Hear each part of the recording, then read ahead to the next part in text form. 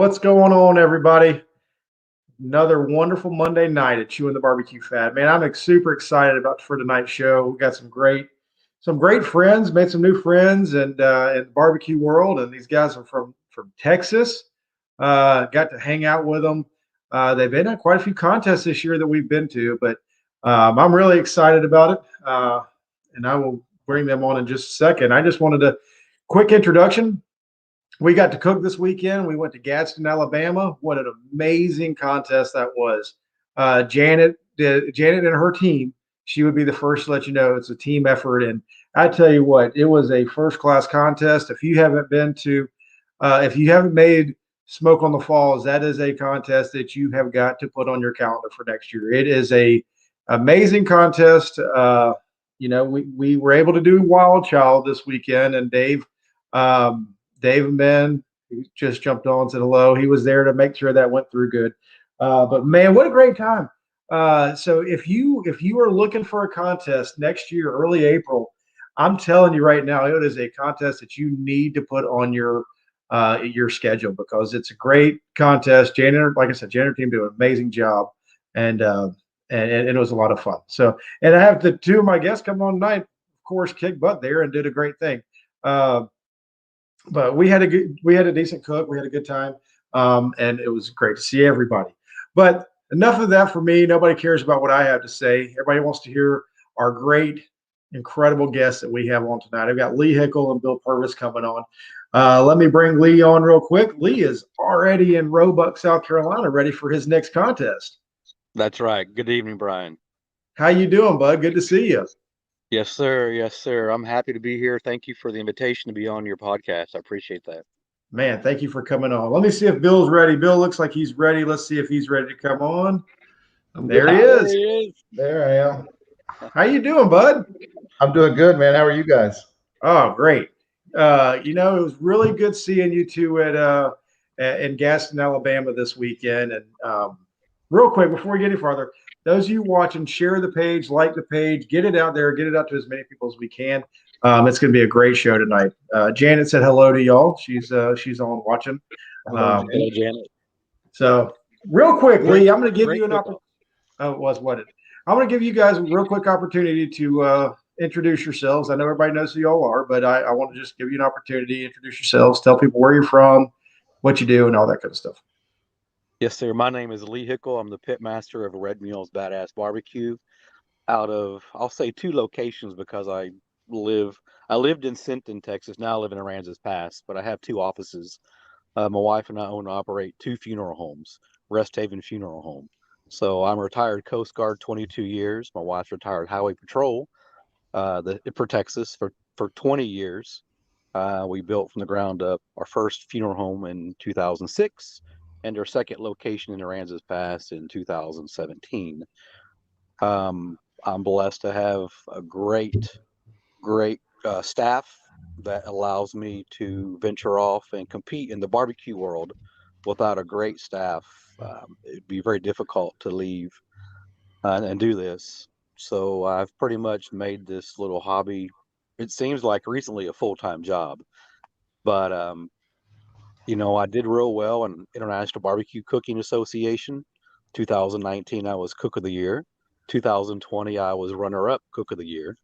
And so I achieved my little personal goals in the barbecue world for that part of it. And I wanted to transition over to Kansas City barbecue. So for the past couple months, I've pretty much kept my focus only on KCBS. It's a different ball game, a different style of cooking. I really appreciate everything that KCBS has to offer, and just to learn the techniques and the different style of cooking. So that's why I'm in KCBS. That's a little bit about me. Love it. Thank you, Lee. Bill? Man, I don't know if I can go that long, but I'm going to give it a go,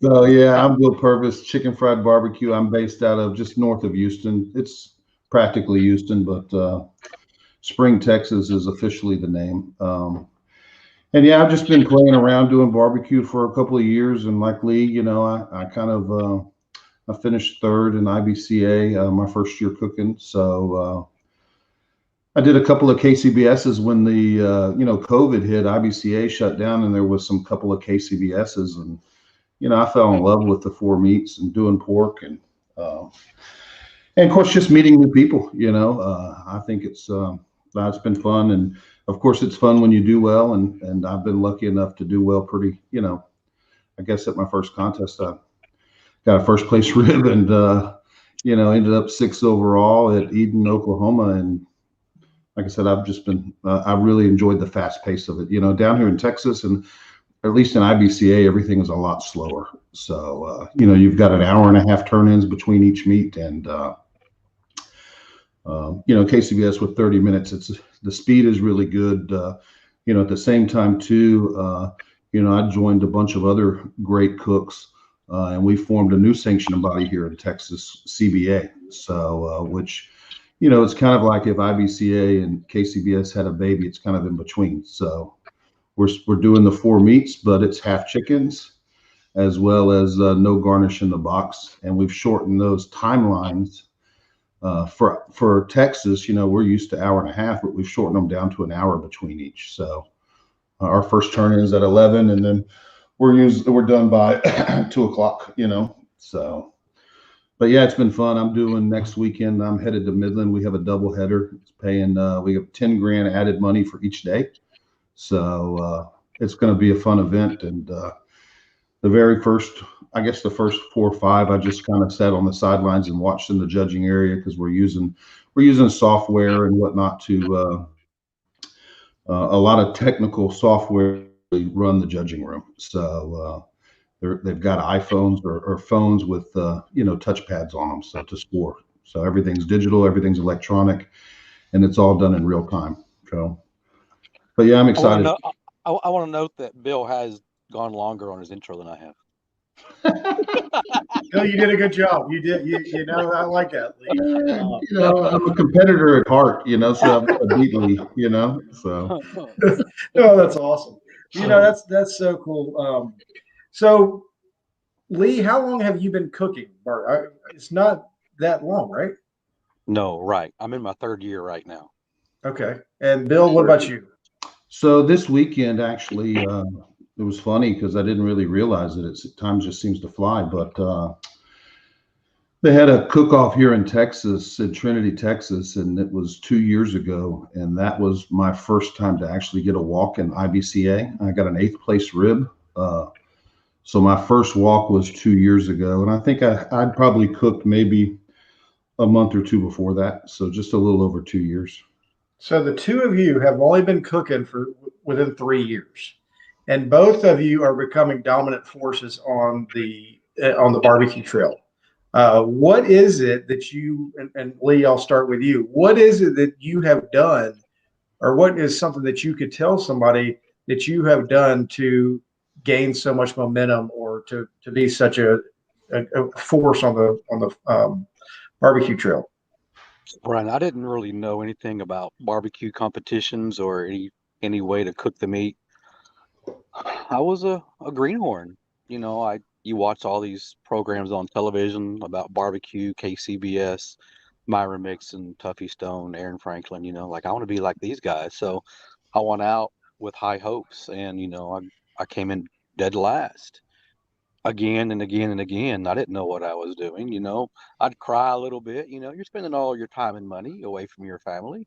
But then again, when I first started off, I was into let's drink beer, let's stay up late, let's cook 4 briskets, 30 racks of ribs, 10 whatever chickens, and just party all night, and low and slow, more smoke the better. Time and time again, I realized that that's not the way to go, because you see these guys week after week walk, and they're in bed by 10:30, 11 o'clock at night. They're not out excessively drinking, no loud music. So the light bulb just snapped. What am I going to do? So I was at a cook-off in Corpus Christi, Texas, and God always guides you in the direction that you need to go. You may not realize it, but I was struggling with the barbecue world for a couple weeks. And then at one particular cook-off in Corpus Christi, Texas, they assigned me a spot in a big parking lot of the fairgrounds. And right beside me KCBS guys may not recognize these names, but in the Texas IBCA world, they're pretty big figureheads in the cooking business. So I was beside Justin Flores, Matias Serrata, and Roel and Hector Villanueva. And I had no idea who these guys were. Never met them, didn't know anything about them. And I'm cooking my brisket, chicken, and ribs. I thought it was the best thing in the world. I had them sample it. They said, no, it's terrible. I said, well, I cooked my brisket to 195 degrees. What more do these judges want? They said, you can't go to 195. That's not what we're looking for. Then I was introduced into a competition barbecue superstore, the South Texas Barbecue Emporium. They do what you do, Brian. They sell competition rubs and spices. Yeah. So I went to them in Beeville, Texas, met the owner, James Somalia, and I said, I need help. I was told to come here and sit with you and figure out what I have to do. He's like, you've got to take a class. They sell barbecue classes. He said, yeah, people put on barbecue classes for those who need to learn to be better. So my number one pitch is going to be take a class from somebody. Yeah. If they're doing good and you're not, spend a little bit of money, just learn technique, skill set, meat selection, something along that line, just to improve your game. So I would say take a class. What was the first class you took? My first class was Danny Patton. Danny Patton is pretty well known in the barbecue business. One Man Pits. He is the pit builder of One Man Pits. Mm-hmm. I may get shot in the leg for saying this, Bill. I don't know. They're kind of comparable to a Jambo pit maker. They're an upper end pit. I got you. Right? Yeah. For those who can't really afford a Jambo, we'll go with the pit maker, but they're almost equal to the same price, but they cook real well. So I took his class. His class is kind of more of a KCBS style class. Gotcha. But it was still IBCA meat. So that was the first class I did. Nice. Bill, what about you? What something that's your story? Well, I mean, I think here in Texas, we're kind of isolated to the KCBS world to some degree. We have, hundreds of cook-offs, hundreds of IBCA, Lone Star, non-sanctioned events. And there is, for everyone like myself and Lee, there's 100 other guys that are great cooks in Texas that never really leave Texas. These guys that me and Lee have competed with here in Texas. It's a tough crowd. I think some of my success has been classes for sure, but also just in my area, and much like Lee's area, we're both from two different areas of Texas, but they're both, pretty strong areas where we have a lot of great cooks. And I was fortunate enough to have a lot of great cooks early on, really speaking into me. Our community in my region of Texas, everybody wants people to do well. So early on, I had people giving me classes without, actually paying for classes. And these are cooks that, finish in the top 10 in the Texas points chase. And so I think there's a whole lot of cooks in Texas that never ventured to KCBS. And if they did, they would probably have similar results as us, within a short period of time. They can cook ribs and brisket and chicken. They would have a learning curve just like we have with doing chicken thighs and doing pork. But, I think pork would be pretty easy. It's been pretty easy for me to, figure out when something's over. When your brisket's over, you can taste it. When your brisket's, you've melted your brisket too far. And like I said, tenderness is tenderness. But yeah, I was real fortunate to be surrounded by a bunch of great cooks that, that's like I said, there's some cook-offs here in Texas that are 30 and 40 teams, and you go to them and shoot. Any of the 30 or 40 people could win it.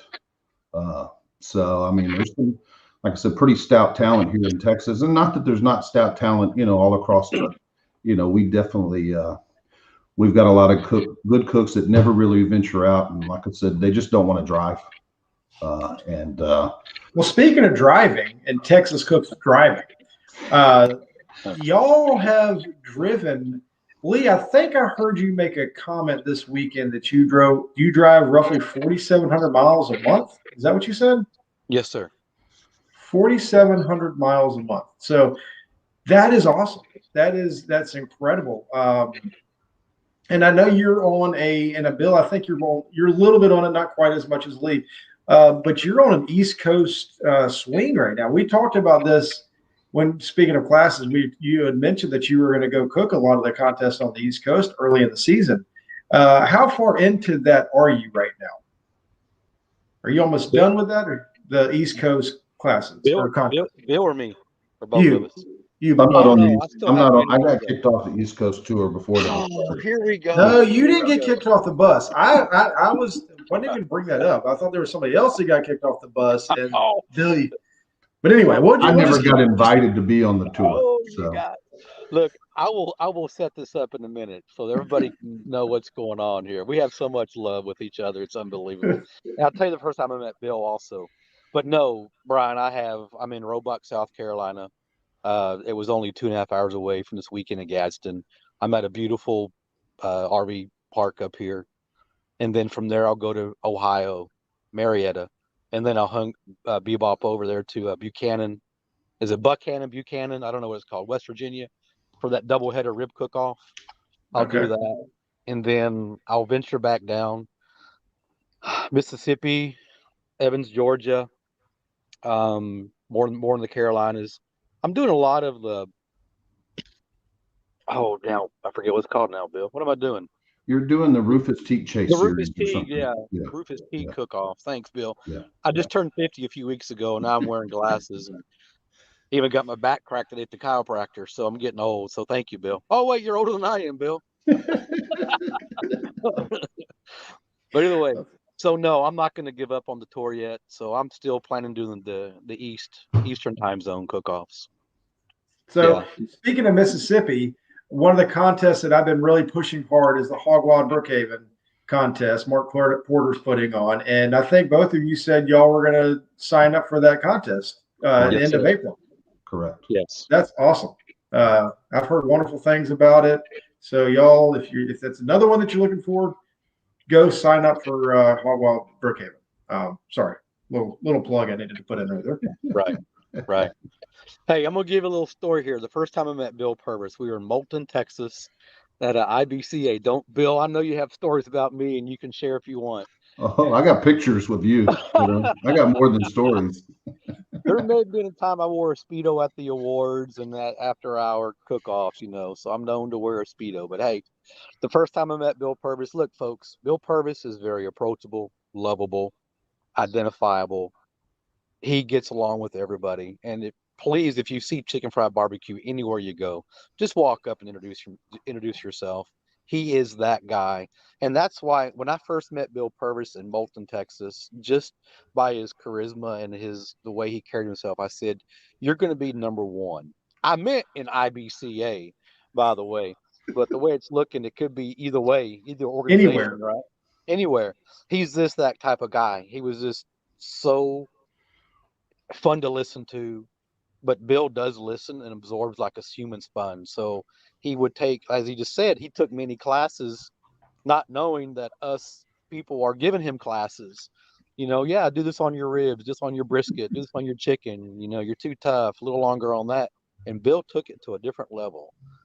But the first time I met Bill Purvis, Moulton, Texas, about 6 o'clock, 7 o'clock in the morning, he lights his trash cans. He's a drum cooker. And I hear this loud, he's right beside me, and I hear this clang, clang, boom, and oh crap. And I look over, and he has a fishing gaff like you use on the back of a boat to bring up the big tunas, and he's gaffing his brisket out of his drum. I run over there and say, what the heck are you doing? He goes, I forgot to put my grate on my drum. So he turned around and dropped his brisket all the way down in his firebox. That's the first time I met Bill Purvis. I'm like, what is this guy doing? But and how'd you do? How'd you do? He got a walk, didn't he? No, I didn't walk in brisket. They were certain I was going to walk in brisket, and it would have been a better story if I would have. But unfortunately, no walk. And brisket turned out good, I thought, but judges had other plans. So man. Yeah. Real quick, I won that second. Brad, Brookhaven is in Mississippi. It is in Brookhaven, Mississippi. It's called Hogwild in Brookhaven, Mississippi.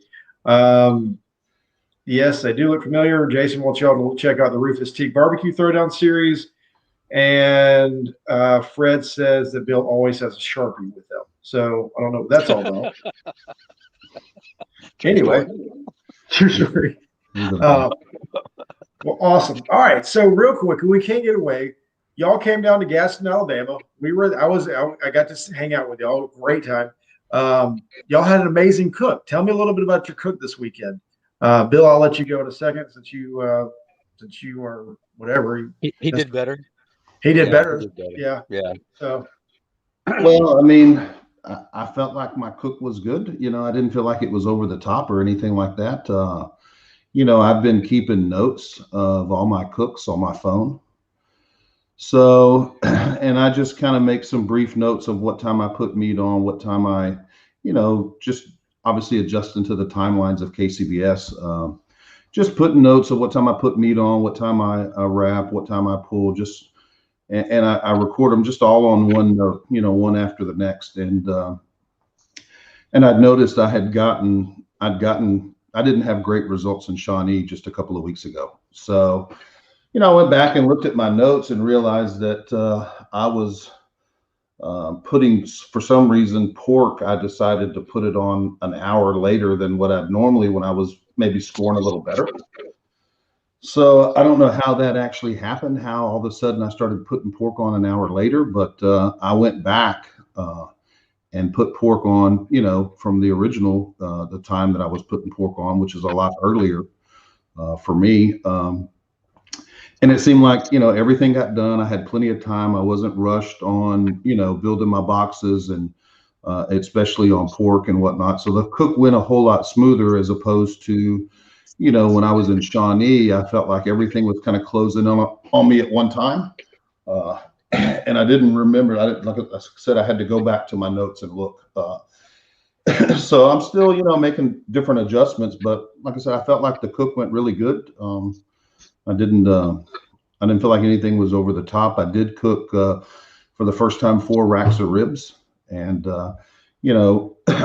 being a member of the barbecue league and kind of watching some of those, we've all seen them, and I don't necessarily.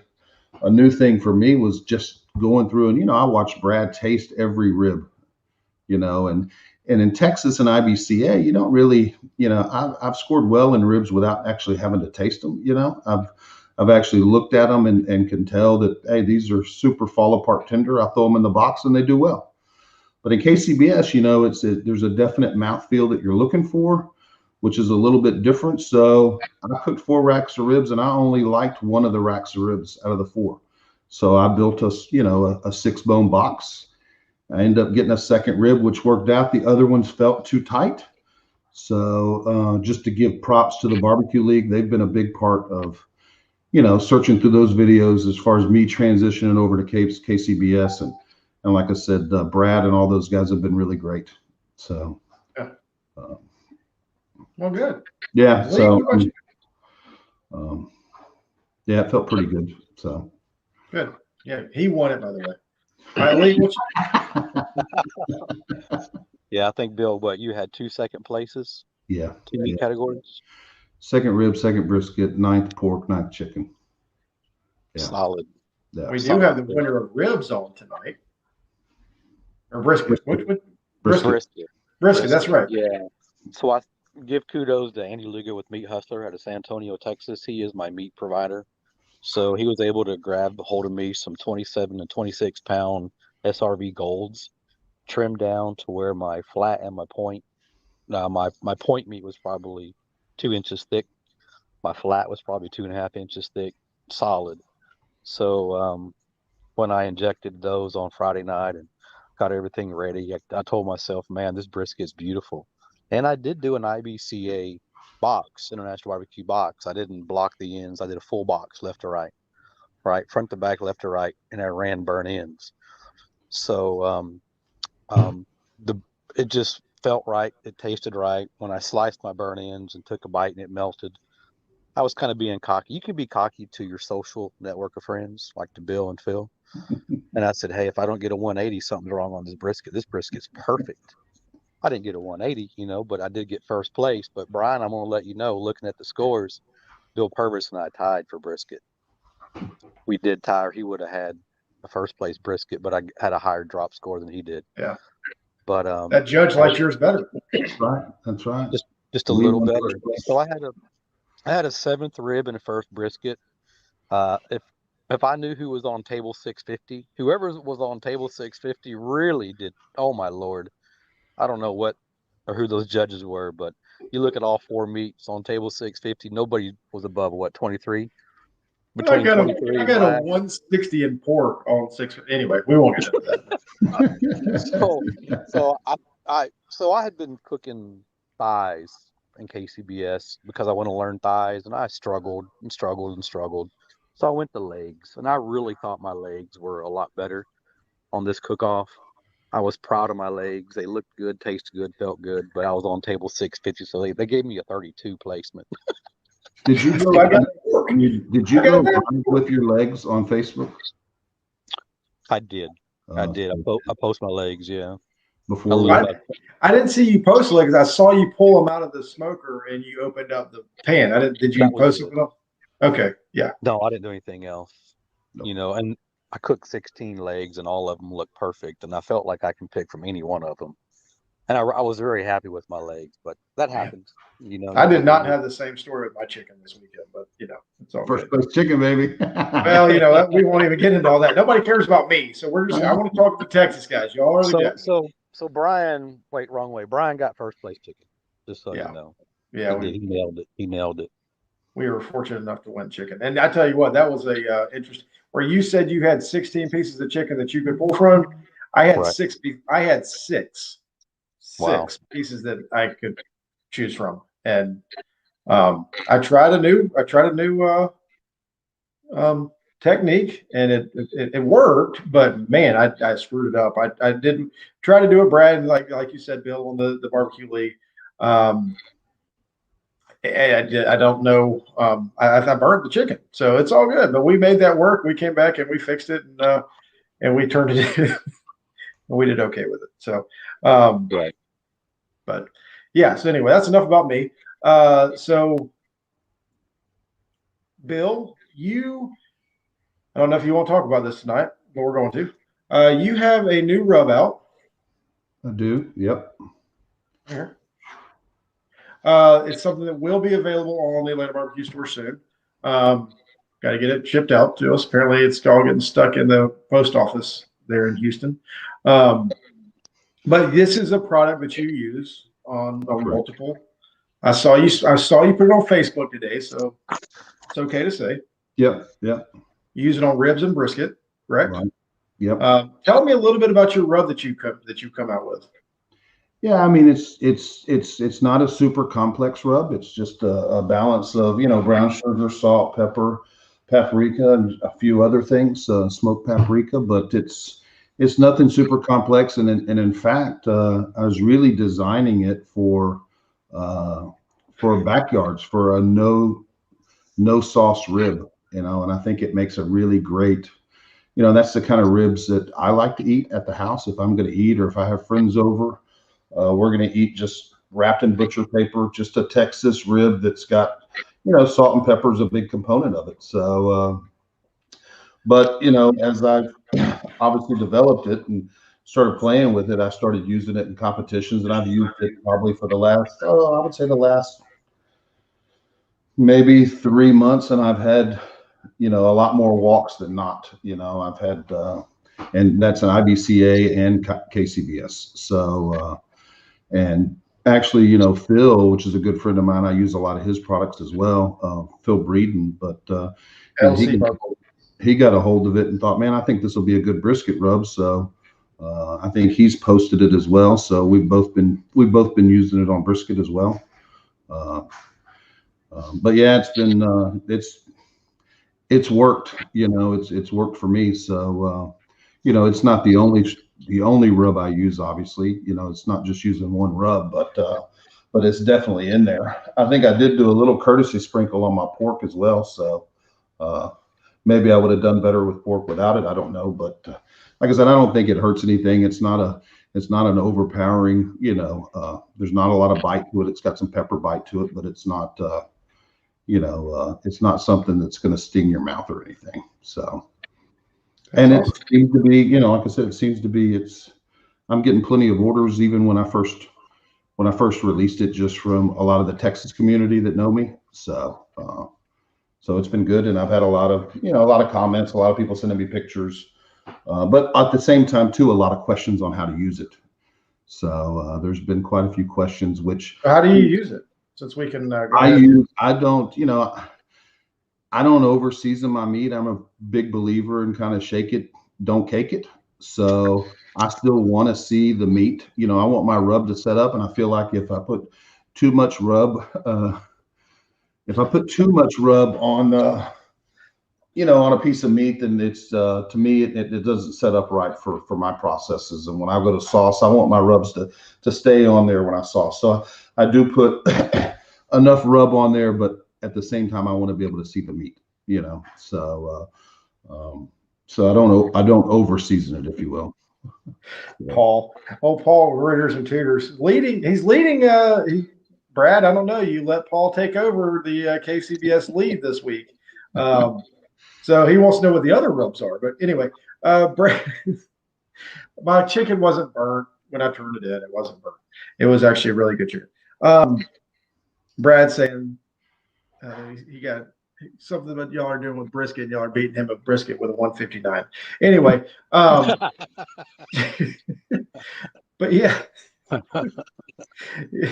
Anyway, he said at least he beat Luke. He got a 158. Too funny. And Phil Braden's on.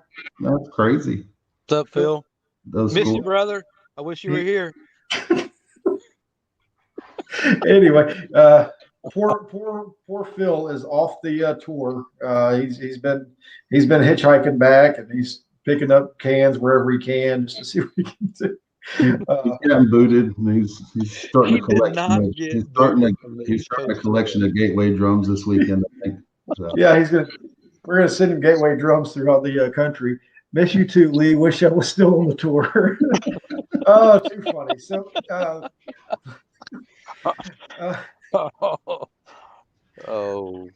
me. So anyway, so that's awesome, Lee.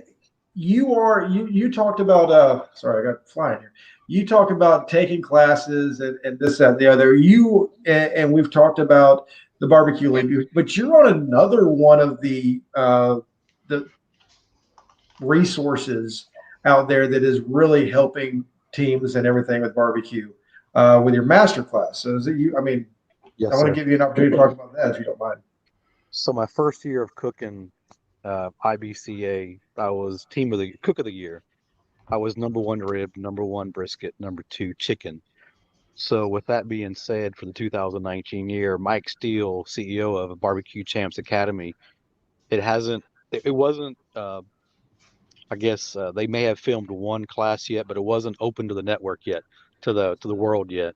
So he came to me and said, hey, we've got something big going to change the whole entire barbecue community. I can't read comments, so I'm assuming you're reading comments. I don't know what's being said, so you got to let me know what somebody's saying.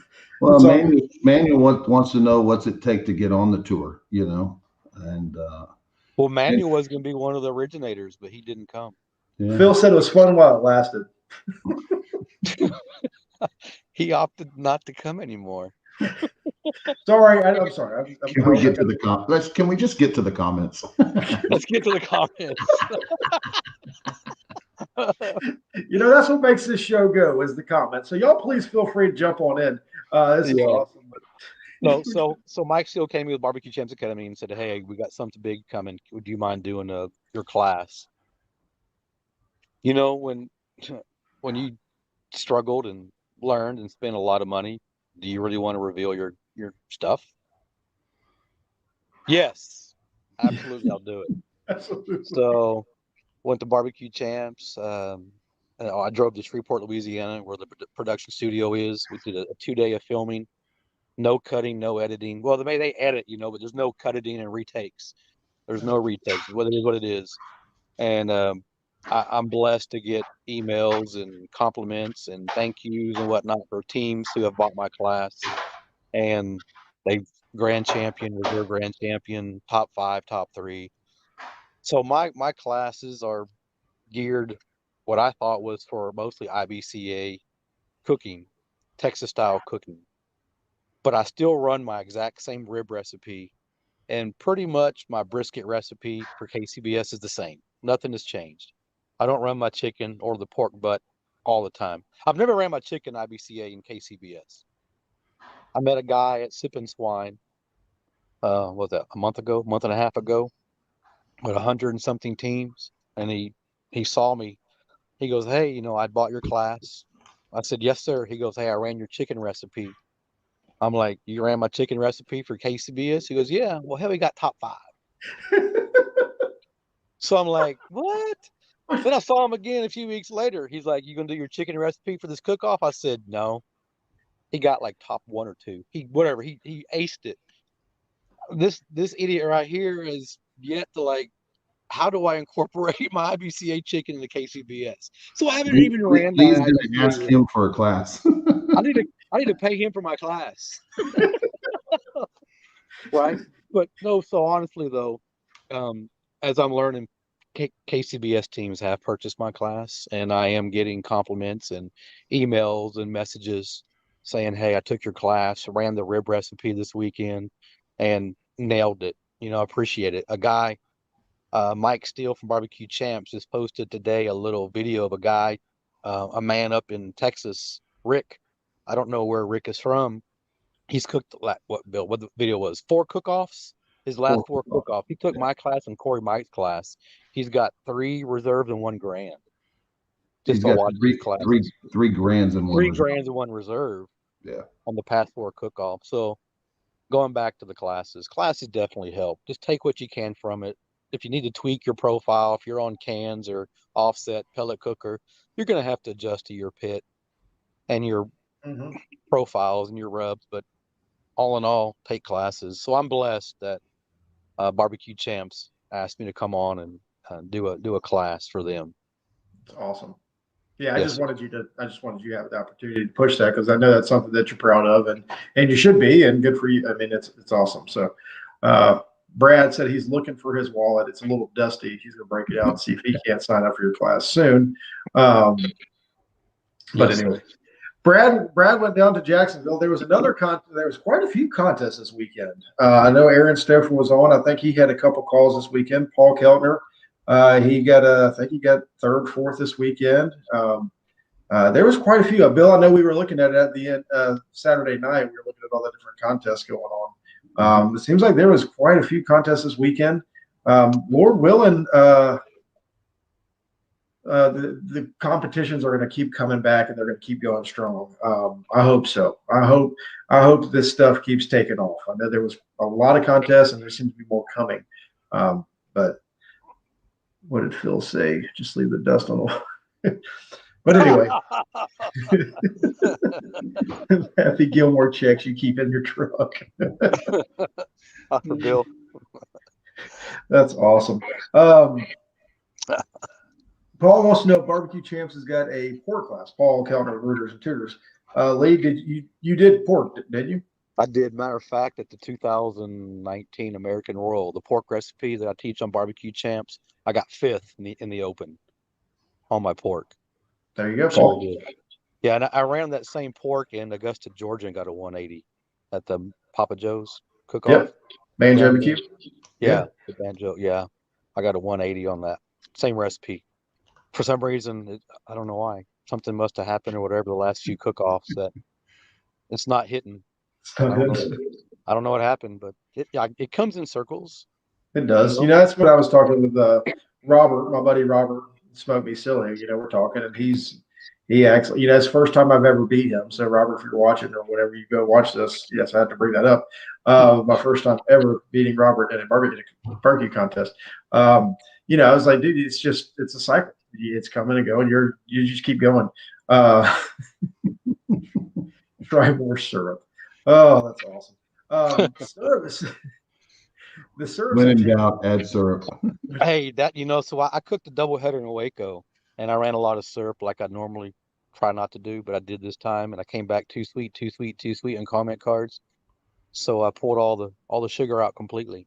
I put no sugar at all in my wrap in Waco, Texas, and I had a first or second on my pork butt. So you just never So, know. It's crazy. so y'all have cooked all over. Y'all driven miles and miles and miles. What have you? And then I always hear people say they cook the same thing every time you go. Different regions, you cook the same thing. Is that something that you can say that's true, or are you trying to do any type of tweaks to your recipe when you go to different places? Bill, I'll ask you. I do the exact same thing. I don't make any tweaks. I cook the exact same food no matter where. Exact same rib. I mean, it's different for IBCA. It's a little bit different for tenderness wise, but as far as recipes, it's the same. I don't change the flavor profile, but I do cook a different trimmed brisket in IBCA, and versus KCBS, I'm mainly just cooking a flat. In IBCA, I'm cooking a point and a flat together. So, and the same for CBA, I would cooking a point and a flat together. And ribs, I'm cooking a little longer than I would. So, but as far as flavor profiles, it's exactly the same. So you're changing your tenderness more so than you're changing the flavor. Yeah, I mean, we in Texas we judge with a knife and fork, so it needs to be a little bit more tender, so they don't have a problem getting it on. And it's the cheapest knife and fork that they could actually source. So it is real flimsy, real small, and it's almost like a kid version of a plastic knife and fork. So you want the judge to be, and they're only allowed to go into that box one time. So you want them to be able to go in the box and come out with a piece of rib that they're having to peel off. So you want to cook them a little bit more tender, but not to the point to where they're mushy as well, because you won't do well if it turns into mush. But yeah, it's a little bit different of a tenderness game. So yeah. So I fell into I'm going to change my profile because it didn't work last week. Let me change it this week, and you still fall in a rut. And then in Oklahoma, Matt Walker and Joe Pierce pulled me aside after the Cooks meeting and said, look, it was a doubleheader. And I did real bad on day one. They pulled me aside and said, look, you're a better cook than that. We've seen your track record. Don't change anything. Just do what you do that got you here, that got you first place, in IBCA. Don't change anything. So if it weren't really for Joe Pierce and Matt Walker, I'd probably still be changing my profiles out of frustration. Truthfully, because you wonder what just happened. Like at the World Food Championship 2019, in the barbecue division, I cooked day 2, and I got reserve grand champion, number 1 chicken, number 2 brisket, I believe number 11 ribs. That put me reserve grand champion under Johnny Trigg. That put me in the finals, and I ended up being 5th overall. And I was real proud of that. And Matt and Joe, they had seen my accomplishments in just a short time, and they said, you're a better cook. Don't change your profile. If it got you there, continue doing it. So I give kudos to those 2 gentlemen that really set me straight by, smacking me in the mouth and say, don't change anything. And that's one thing about barbecue that is so great. Bill, both of y'all talked about it earlier. The barbecue community is very, I mean, it's such a good community. I mean, it's a friend, it's a family. Everybody gets in there.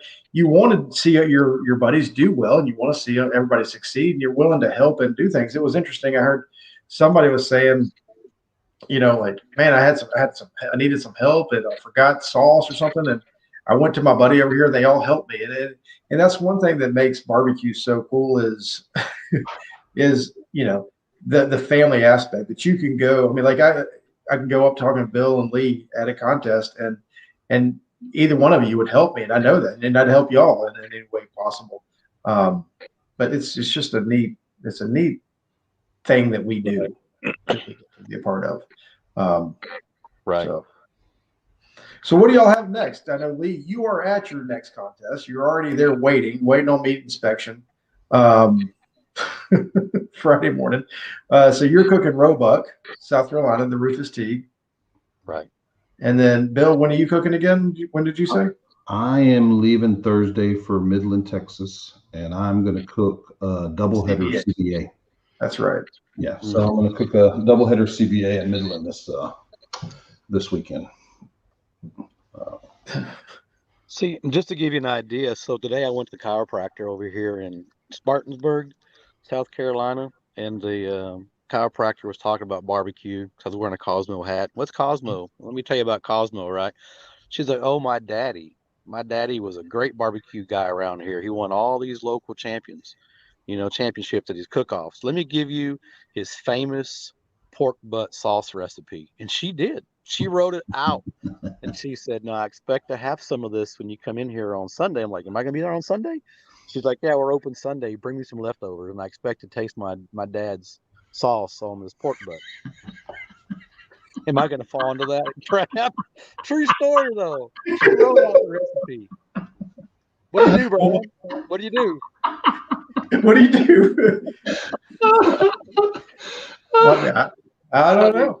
I'm such a nice guy. I just might run that recipe. Phil asked how his hands were, Lee. How was the chiropractor's hand? Brad says he's got some room in his luggage if you need any more Blue Hawk products on his way. When he's flying out to see you. Take that girl some barbecue. Janet said to take that girl some barbecue when you get done, and I will. you know, I will. let it be some. It might not have her granddaddy's sauce on it, but it'll be the best barbecue they've ever had, I'm sure. Yeah, that's awesome for sure. Yeah, it's crazy. So, man, I tell you what, I was thrilled to death to ask you guys to come on tonight and talk barbecue and let everybody know what's going on. I'm excited next week. I've got KCBS reps coming on. Well, not reps. I've got the CEO and the president of KCBS coming on next week. So it's going to be a lot of fun next week here on Chewin the BBQ Fat. So y'all tune in for that. But is there anything that you want people to know, either about you, your story, or anything, or about barbecue before I let y'all go tonight, that you just want to get out there to the barbecue world? First thing, let's give prayer to Carrie Chastain's mom. Yeah, who's still in the hospital. Yeah, bless her heart. So I talked to Carrie at length today and kind of gave me the story. So let's just keep her in our prayers. The barbecue family. Reach out and let them know you're praying for her recovery. Yeah. Please. What you take from me, I'm just a very humble guy that fell at the right place, right time, amongst three great guys in Corpus Christi, Texas. And then you want to be around those people who are good at what they do, who have a name for themselves, who know how to barbecue. Look, at first I was with the wrong crowd in the barbecue world. I didn't know any better. I thought you stayed up all night drinking and partying, smoking low and slow. Then I learned about hot and fast. So just be patient. Pray about what you do. Make sure it's the right decision. Pray a lot. Pray before you travel. Pray when you get there. Thank you for getting me here safe. Pray for a good cook. Man, just pray. I'm a kind of a religious kind of guy, and it's tough being away from your family. So I will be flying back I'm flying back Sunday. My wife has a procedure at the hospital on Monday. Then I'll fly back here on Wednesday to go up to Ohio and compete. But guys, just use your heart. It's just barbecue, right? Don't overcomplicate it. Keep it kind of simple. And once you get me, I was happy to get above on the rankings of 100 in IBCA. And then I finally got in the top 50, and I was so happy. And yet I never received a certificate yet. I was praying one day I'll get top 10 or I get a certificate. And finally I got my certificate, but I just kept chugging and chugging, meeting the right people, took a few more classes, and just focus on what you're doing.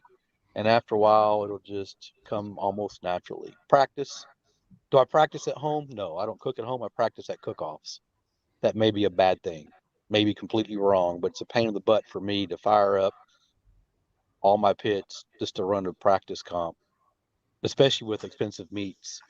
So if I'm going to practice, I want perfect practice, and I'll do it at a cook-off. So just listen to what Bill has to say, the barbecue league, sign up that $100 a year membership. It is well worth it. You'll get a ton of information from Tim and Brad's barbecue league. I mean, a ton of knowledge that you'll never imagine, techniques. And of course, go to the Barbecue Champs Academy and take anybody's class on there, not just mine, but there's so many other great barbecue guys on there as well. Take their classes, classes, or SCA cookers on there as well.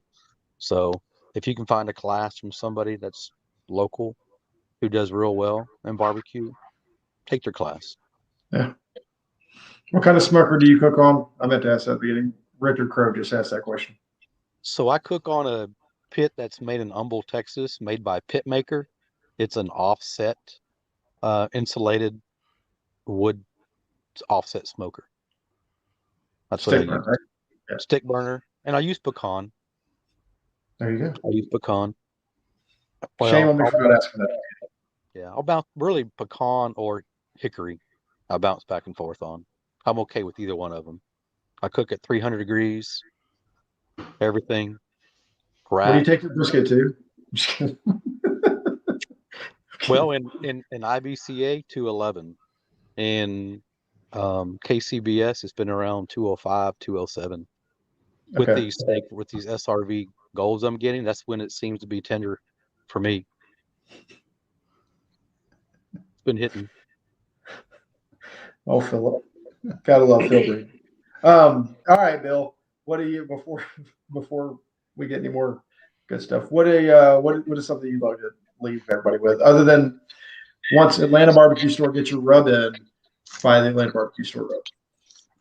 Yeah, I mean, I would say, the biggest thing is I don't know that it's necessarily all recipe driven. It's the things that I've learned about KCBS. It's really just about kind of timelines and processes, as opposed to, what recipe is gonna work. I mean, we all tweak little different things here and there, but I think it's, and Lee's right. The barbecue league for $100, man, there's so much information on there, and I've kind of wore out all their tell-all classes on there, as far as I've watched them several times, and every time I watch them I pick up something a little bit different, and it may not be the exact same recipes, but the processes of those cooks, watching the process of all those cooks have been they've been a big help. So I would definitely say if someone's out there and wants to improve, the barbecue league is a no-brainer,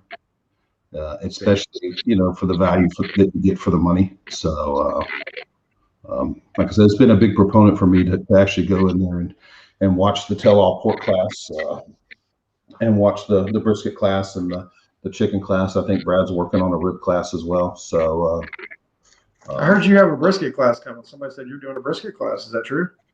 No, there's no brisket class. No. Some of it is just experience. You cook a lot. Like this weekend, my brisket, it never got past 209, and I was cooking the crap out of it. It felt a little tight. It didn't break like I wanted it to break, and it got to a point to where I thought, you know what, I'm going to take it off. It's not where I want it, but I'm going to take it off. And when I started slicing it, it felt like it was just a little bit over.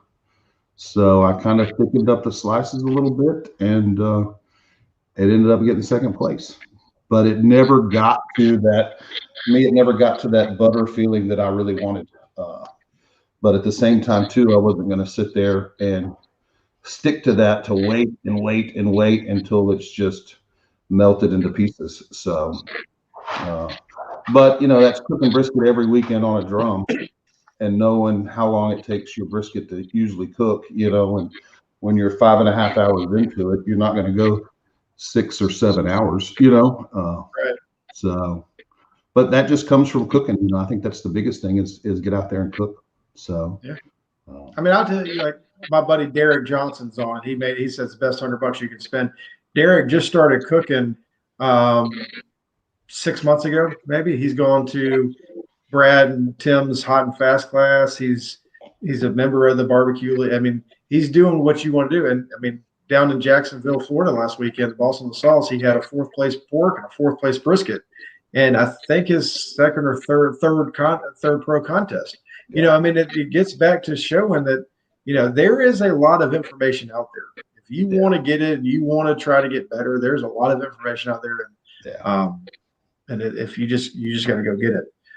Lee Dean Henry is from Ohio, and he wants to know where you're going to be in Ohio. What location? The Marietta, Ohio. Marietta, That's Ohio. Yes, sir. Perfect. There you go, Dean. I don't know where that is, but it's close to there. How many pounds? I don't know if Manuel Moran is being serious or not. We want to know how many pounds is your brisket after trim. It's a good question. That's real good. So these past few cook-offs, the SRVs have been between 24 and 27 pound briskets, but they're trimmed down to about 7 pounds on the flat, and the point, 2 or 3 pounds in the point. Yeah. So you're trying to. Do you want that whole brisket, or do you want to chop off the ends, or do you want to leave it relatively leave it to where you can see the whole smoke ring around the end? Yeah. So I don't really prefer to cut the ends. You mean? Dog the ends off. Yeah. I don't. I prefer not to. If I have to, I will. Especially if the ends are a little crumbly, then I'll go ahead and just dock the ends whenever I go to cut it. But if they're not crumbly, I'll go ahead and leave the whole ends end to end, and it fills up the whole box. Like this weekend, I ran 7 slices and 6 burn ends, and it filled the entire box up, end to end, front to back. You couldn't even see any green in it. It was awesome. That's great. You're going to post that picture of the box, Lee, or no? You think I should? Luke from Old Virginia Smoke, man, he'll tell you, if it weren't for me busting his butt about not doing burn ends up in Zebulon, and he did and got a 1st place brisket. So, man, I'll wrap it up in a second. So you're a fan of burn ends? Yeah, okay. I am. What about you, Bill? No. Okay. I don't even cook them. So. Okay. I just try to cook a good flat. I will say that my 2 first place briskets and my 2nd place brisket have all had burn ends in it on the East Coast. Yeah. I feel like they're making a comeback. I don't know. I still don't. I cook them just because I was told that you need to have 2 pieces to either cook 2 briskets or cook a point and a flat as you're rotating it. You're spinning them on the drum. You need to always have the stuff, the fat dripping over the coals for the sizzle. But I don't know. See, and I just cook 1 flat in the middle of the drum. So you're not rotating it then? I mean, I spin, but it's in the middle of the drum. So okay. Are you using a water pan? Sometimes I use a water pan. Sometimes I use a deflector. Okay. Depends on how dirty my deflector is. Gotcha. I used a water pan this week because my deflector was pretty filthy. He has a dirty deflector. Yeah, it's pretty dirty. So Lee can tell you. Lee, Doug says if you order pecan, it's $10 a box cheaper. He can bring you some this weekend. Doug with Doug Vanderloor from he's cooking. He does the Banjo BBQ, and I'm sure he's Doug, good to see you too. Yeah, I know Doug real well. I sure do. Thank you, Doug. I've got a truckload of pecan right now and hickory, so I do appreciate that. But I'm good right now. Thank you. He's loaded. He's got the back of his trailer is loaded with wood. I saw some of back there. Yeah, it is. And I run just straight Blues Hog lump. No wood. You don't put any wood chunks in? I don't put any wood. I just run. This weekend, everything was just Blues Hog lump. There you go. So I run. If it doesn't make a significant difference, I try to remove it from the process. I want to try to keep things as simple as possible. So forever I ran Vaughn wood. I love Vaughn wood pecan with the bark on, and then B&B approached me, so now I'm pro B&B, so I run everything B&B. There you go. With Cosmo Q products. That's right. Oh, poor Philip. He says you got all that room in your trailer now. So Now he wants to come back or what? two less cans in your trailer that you don't have to worry about anymore.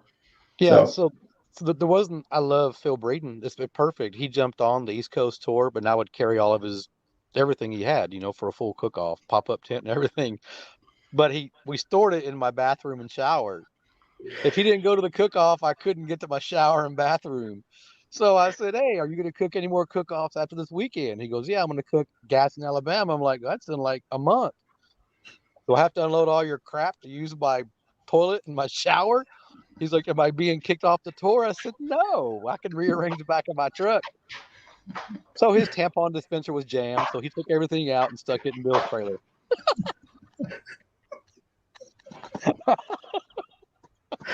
Oh, just kidding. Yeah, it was great. It was great when Saturday afternoon and Gadsden, everybody was congratulating because Phil won. Bill got a grand. Phil reserved it. Texas came and showed out. They almost did as good as the Georgia teams, but whatever. They had the top two, whatever. They had two in the top 10. Georgia had four in the top 10. But we're not going to get into all that. It's okay. Everybody wants to talk about how great Texas is. Georgia's not too bad themselves.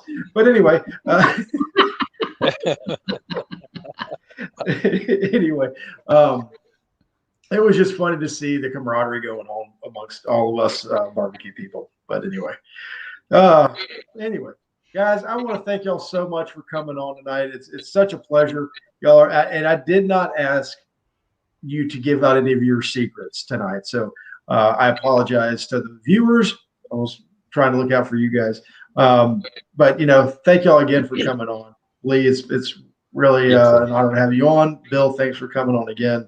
I appreciate it.